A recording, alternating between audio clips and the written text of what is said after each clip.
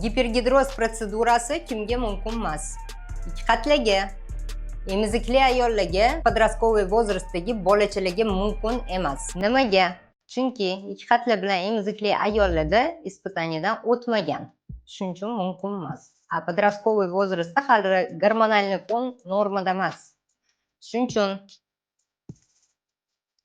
dezodorant men o'zimni qizlarimga olib beraman. Bu reklama emas. Bu tavsiya. Patsientlar qizlarini, o'g'illarini olib kelyapti. Olib kelmaylar.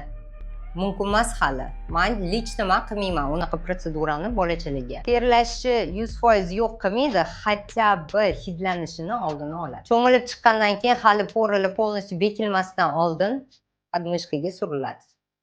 Keyin o'zi artinib dalish ishlarini qilaveradi. Dezodorant naturalniy minerallardan qilingan, bez ximikatov. Sog'liq birinchi o'rinda bo'lishi kerak.